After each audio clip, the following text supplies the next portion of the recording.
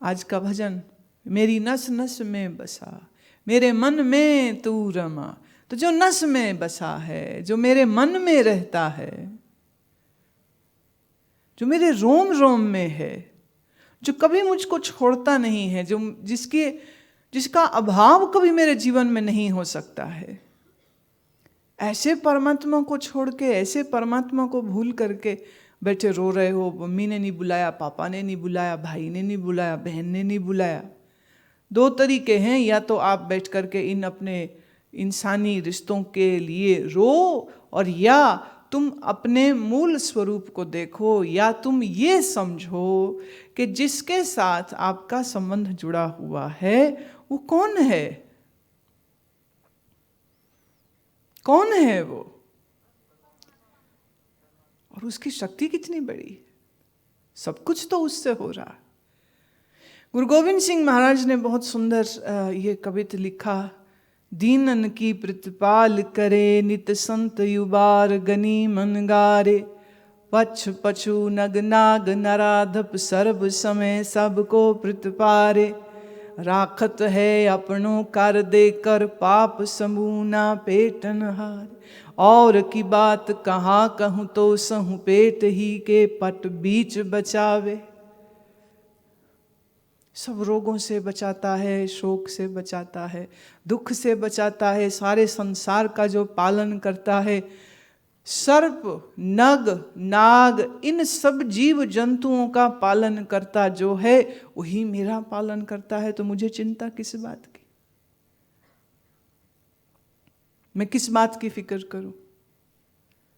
मैं क्यों फिक्र करूं?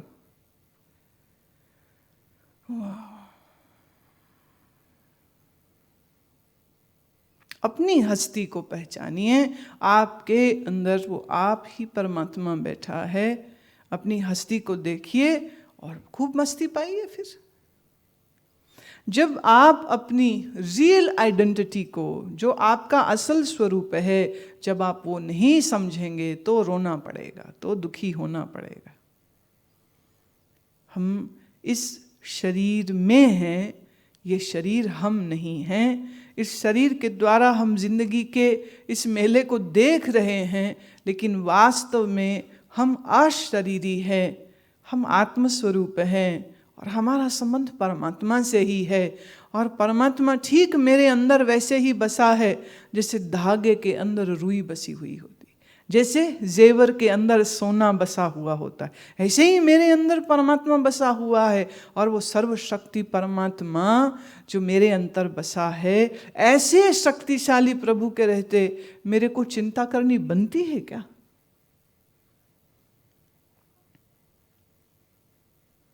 बनती नहीं है।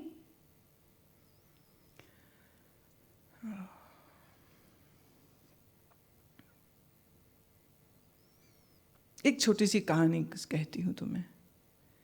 एक राजा के पास एक गुलाम था।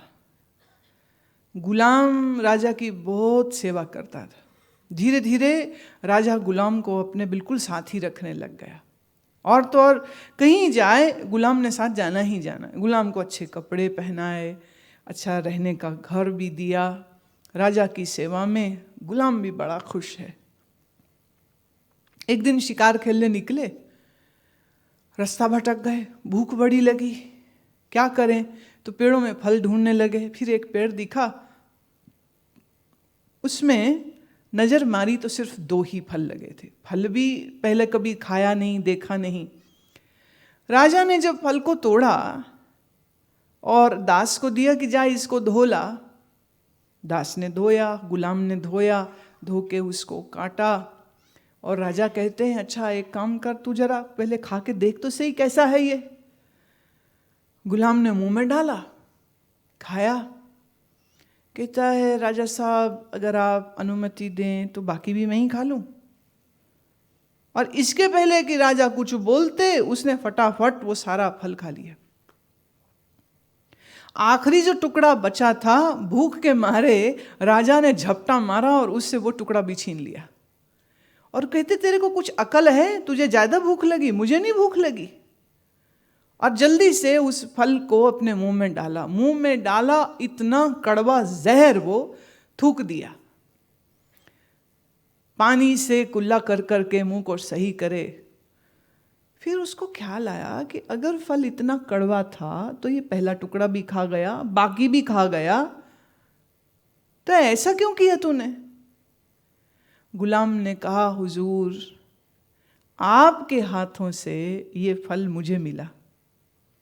हाँ, तो जिन हाथों से मैंने मीठे मलाई पेड़े मावे खाए हैं, उस हाथ से मुझको फल मिला है, इसलिए मेरे लिए तो वो अच्छा था ही। रही बात कड़वाहट की, तो मेरे लिए वो कड़वा था नहीं, क्योंकि आपने मुझे दिया। और कहीं आपका मुंह कड़वा ना हो जाए, इसलिए मैं छीन के सारा कुछ आपका हिस्सा भी खाने की कोशिश कर रहा था, क्योंकि मुझे तो आपके हाथों पर प्यार है, आपको अपने हाथों पे प्यार थोड़ी है। मेरे तो आप मालिक हो, मेरे तो ऊपर आपके कितने एहसान हैं। इस वजह से मेरे लिए तो ये ज़्यादा ज़रूरी है कि आपको दुख नहीं हो और आपको कष्ट नहीं हो और आपको कोई कड़वी चीज़ ना खानी पड़े। और फिर जिस हाथ ने मुझे इतना प्यार दिया है, जिस हाथ से मुझे इतने मीठे मिष्ठान मिले हैं, उस हाथ से फल जैसा भी हो मेरे लिए तो अच्छा ही है। बात समझ रहे हो? परमात्मा हमें सब कुछ देते हैं, कभी कभी जिंदगी में कुछ कड़वे फल भी आ जाते, पर जिनके पास बुद्धि अच्छी होती है, जिनके पास समझ अच्छी होती है, वो ये याद रखते हैं कि जिस प्रभु ने हमें फूल दिए हैं, आज अगर कांटे दिए हैं, तो उन कांटों को देने के पीछे भी कोई कारण जरूर होगा। ऐसे ही कांटे नहीं आते, यहाँ कुछ भी ऐसे नहीं होता है, हर चीज के पीछे कुछ कारण होता है। तो ईश्वर हमको जो भी कुछ दे रहे हैं उसको अंगीकार करना चाहिए। हमको उन्होंने अकल दी है, उस अकल का प्रयोग करना चाहिए। हमको उन्होंने शरीर दिया है, इस शरीर को स्वस्थ रखना चाहिए, इस शरीर को दूसरों की सेवा में लगाना चाहिए, दूसरों की मदद करने में इसका इस्तेमाल करना चाहिए, और इस अकल का भी मंजन करते रहना चाहिए। मतलब the more you read, the more you study, the more you let your brain grow. If you don't use your brain, then the neurons in your brain are going to get squeezed down. But the more we use our brain, the more our brain grows, our potentialities grow. तो शरीर का सही उपयोग करे, दिमाग का सही उपयोग करे, और ऐसे ही खाम खा रोंदू नहीं बन के रहना चाहिए हर बात में। कल तो मैं बड़ी परेशान हो गई, यहाँ इतना बढ़िया आपके साथ सेशन के बाद इतनी बढ़िया हवा थी, कोयल कूक रही हैं, चिड़िया पक्षी सब गाना गा रहे हैं, और मैं बैठी हूँ बाहर झूले में कि चलो इनका गाना सुनते हूँ। और यहाँ पहले एक बच्चा आया, फिर एक लड़की आई, फिर एक लड़का आया, अब सब बारी बारी आ रहे हैं, और जो बैठे वो रोना चालू हो जाए, मेरी मम्मी मेरे को, मेरे पापा मेरे को। वही क्या हो गया तुमको, क्या हो गया, ऐसी क्यों शक्ल बना रहे हो? पर यही लगता है कि बेचारे पता नहीं कितने दुखी, और बेवजह दुखी, बेवजह दुखी। याद रखो, हमेशा सुखी होने के लिए वजह खड़ी करनी चाहिए, और दुख की वजह सामने हो तो भी दुखी नहीं होना चाहिए। हम प्रसन्न कैसे रहें, इसके लिए हमको सोचना चाहिए। दूसरे हमारे आसपास कैसे प्रसन्न रहें, इसके बारे में भी सोचना चाहिए। लेकिन अगर हमारे सामने ऐसी स्थिति आ जाए जिसमें तकलीफ है, दुख है, रोना है, don't allow your self to cry, don't. If you have to cry, then cry in love of God. When you will begin to experience depths of your chanting while reciting the mantra, there is a possibility that a state can come where your mind is experiencing so much of joy that it is overwhelming. It's overwhelming, and your tears begin to swell in your eyes. But that crying is in itself a great ecstatic moment. Fortunate are those who get this opportunity to experience the sweetness of these love tears. Not everyone has this. So, don't be sadistic person, ready to be sad, ready to be upset, ready to be frustrated. Be cool. It's not just a fashion statement, it's a life statement. Be cool. Be cool.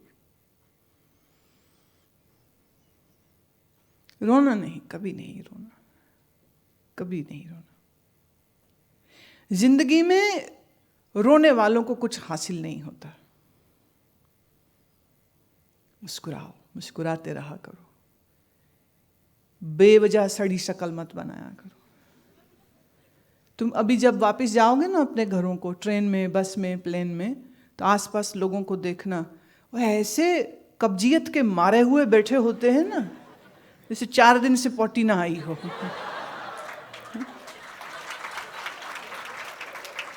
और कोई बात करो उनसे तो खाने को दौड़ते. कुछ पूछो उनसे तो ऐसे लड़ते हैं जैसे पता नहीं क्या हो गया. No, loose fuse. सारा टाइम बस वो चिंगारियां छोड़ते रहते. Such a ugly thing. We have been blessed that we have a human life. God has been kind to us that we have a body of a human being. We have a brain which can think so well, which can evolve so well. Why should we be sad? What for?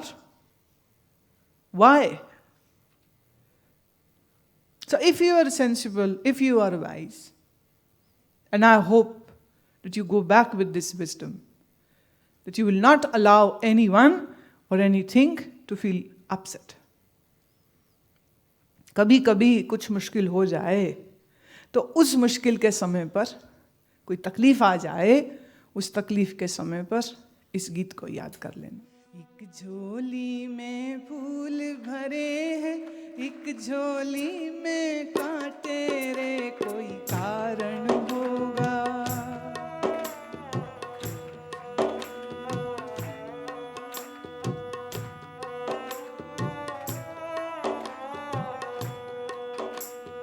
एक झोली में फूल भरे हैं, एक झोली में कांटे रे, कोई कारण होगा. हाँ रे, कोई कारण होगा.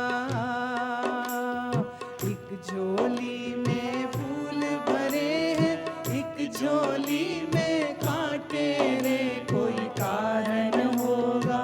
हाँ रे, कोई कारण होगा. तेरे बस में कुछ भी नहीं, ये तो बांटने वाला बांटे रे, कोई कारण होगा. हाँ रे, कोई कारण होगा. तेरे बस में कुछ भी नहीं, ये तो बांटने वाला बांटे रे, कोई कारण होगा. हाँ रे, कोई कारण होगा.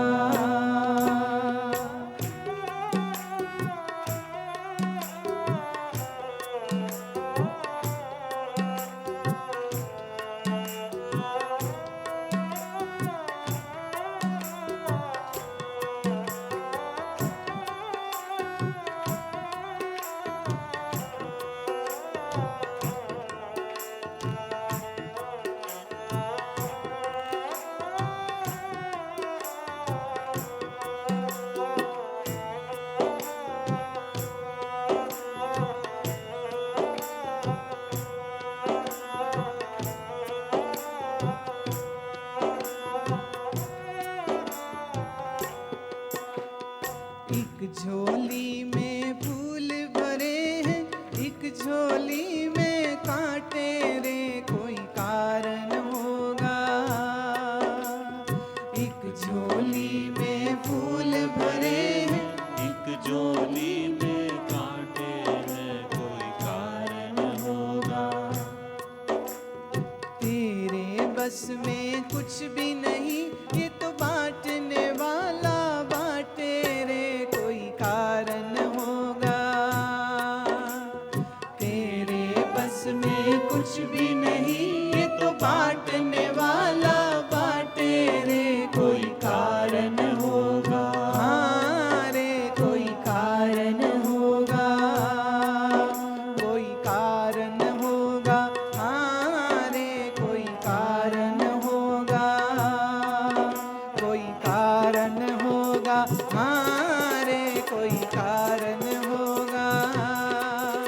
कोई कारण होगा, हाँ रे कोई कारण होगा, कोई कारण होगा, हाँ रे कोई कारण होगा, कोई कारण होगा, हाँ रे कोई कारण होगा, कोई कारण होगा, हाँ रे कोई कारण होगा, कोई कारण